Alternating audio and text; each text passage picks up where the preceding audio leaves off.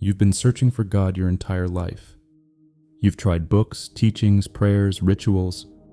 You've meditated, fasted, traveled, and even questioned your own sanity. Yet, despite all of this, something feels missing. Here's the secret most teachers never tell you.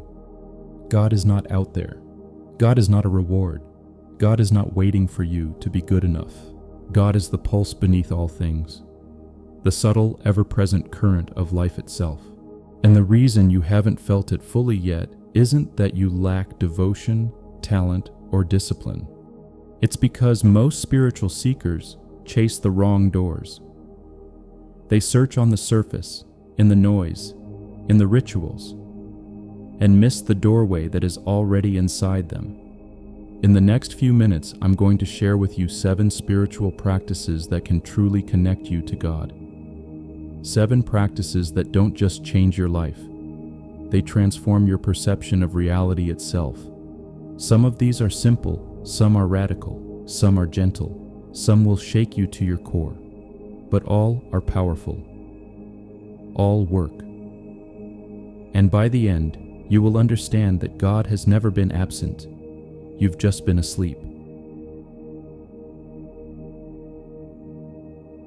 The first practice is deceptively simple: silence. Not the quiet of a room, not the absence of noise around you. I mean the silence within, the pause between your thoughts, the space where the mind rests. Most people never truly experience it. The mind is always talking, planning, judging, and in that constant chatter, God remains invisible. Try this. Sit for 10 minutes. No phone, no music, no distraction. Just sit. Close your eyes. Breathe naturally. Notice the spaces between thoughts. Feel the pause. At first, your mind will scream. Thoughts will rush in like a storm. You may feel anxious, restless, even frustrated. This is normal. This is the mind's resistance to surrender. But if you stay, something magical happens. The chatter softens. You begin to notice subtler sensations, the rise and fall of your chest, the warmth in your body, the quiet rhythm of existence itself.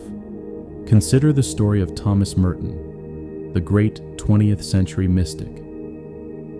He wrote about his moments of pure silence in the monastery, where the presence of God became so vivid, it was almost tangible. No words, no rituals, just the quiet awareness of being. The deeper truth: silence is not a practice to hear God. Silence is God revealing itself to you. Even 5 minutes a day can begin to shift your perception. A month of consistent silence, and your life begins to feel like it is flowing in alignment with a higher intelligence.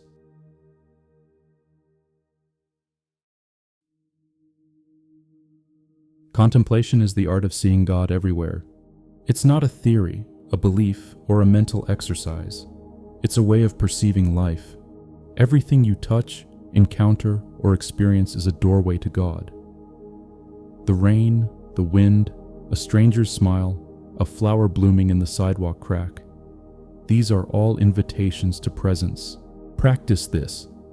Throughout your day, pause and ask yourself, where is God here, right now? Don't think, don't force, just notice.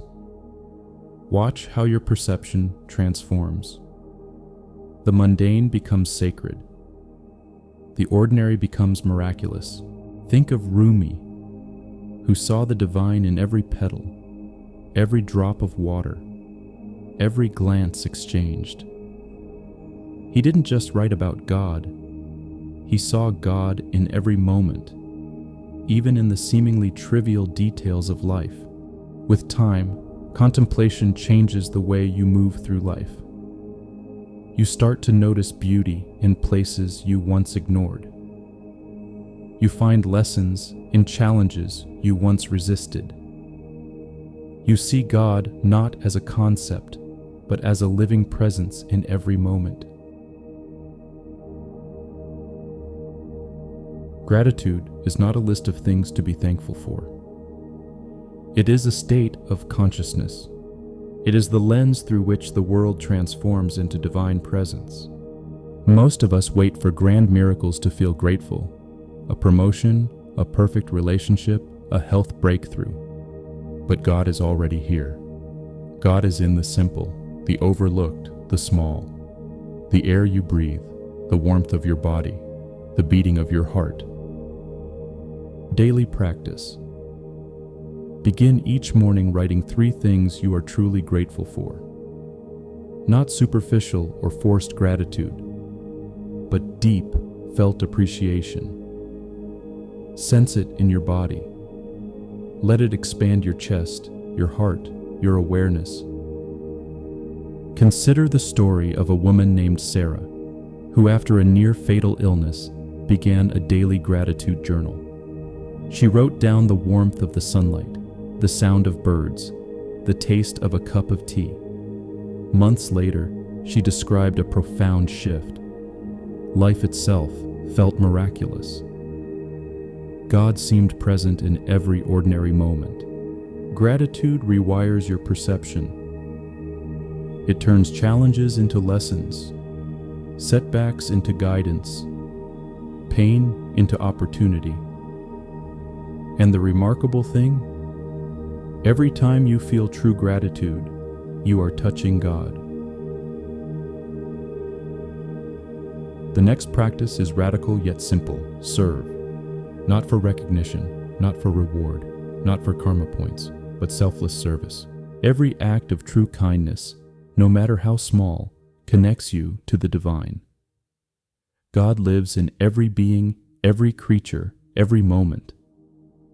When you give without expectation, you are not just helping another.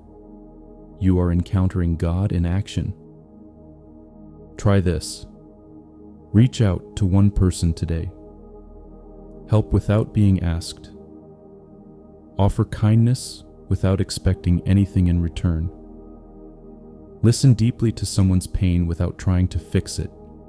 Consider Mother Teresa, who spent decades serving the poorest of the poor. She said, "It is not how much we give, but how much love we put into giving."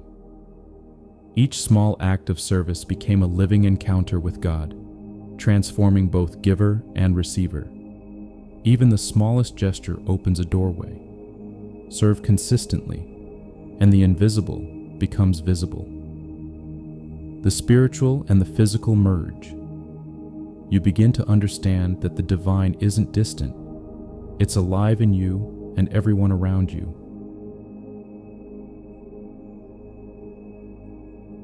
Meditation is more than a practice.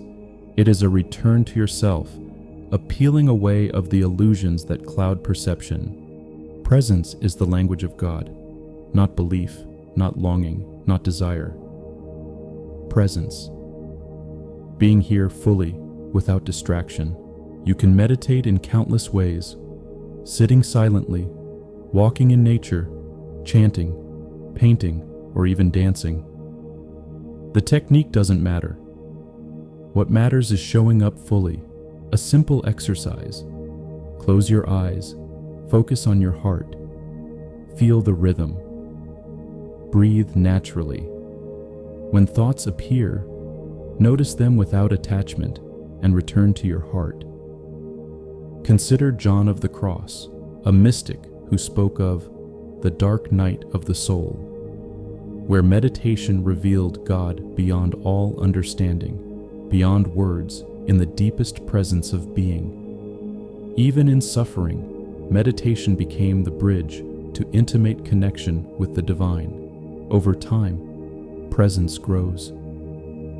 The mind becomes a tool, not a tyrant. The body becomes a temple, not a cage. And you realize, meditation is not about escaping the world. It is about seeing God in it. Devotion is not blind faith. It is love so intense, so consuming, that it dissolves the boundaries of self. Devotion can take many forms: singing, chanting, prayer, art, nature, or the silent worship of the heart itself. What matters is intensity, sincerity, and surrender. Let the heart open fully, without judgment, without strategy. Devotion is the fire that burns ego, fear, and separation. It is the doorway to God that requires no mental gymnastics, no philosophy, no argument. Just love. Practice. Dedicate time daily to something that evokes your deepest love. Feel it in your body. Let it shake you. Let it humble you. Let it consume you. Consider Saint Francis of Assisi, who devoted his life entirely to love, for God, for creatures, for the earth itself. Through devotion, he didn't just worship. He became a living conduit of God's presence. The result is radical. God stops being a concept. God becomes experience, immediacy, presence, life itself. Finally, the most powerful practice of all, conscious breathing. Every inhale draws life. Every exhale releases illusion. Every breath is a direct, tangible connection to the divine. Breath has been taught by mystics, yogis, and saints as the gateway to awakening, because breath is immediate, constant, and universal. Try this. 4-7-8 breathing. Inhale for 4. Hold for 7. Exhale for 8. Do this for 5 to 10 minutes. Feel the body calm, the mind settle, the soul expand. Stories abound. Yogananda wrote of practitioners who, through conscious breath, reached states where God was not an idea, but a living, pulsing reality in every fiber of their being. Every conscious breath is a prayer. Every exhale is surrender. Every inhale is invitation. When devotion meets breath, magic happens. The ego softens.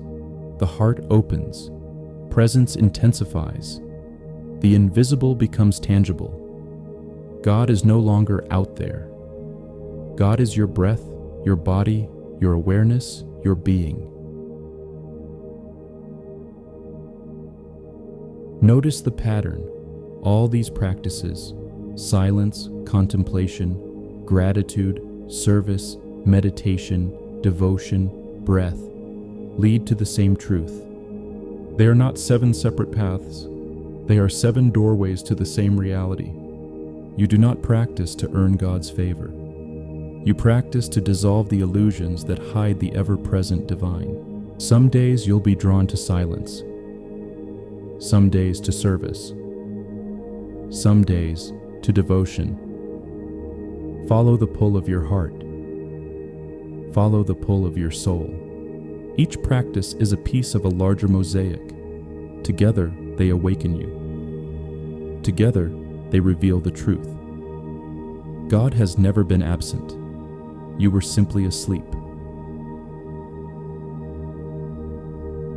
Choose one practice. Just one. Commit. Let it touch you. Let it transform your day.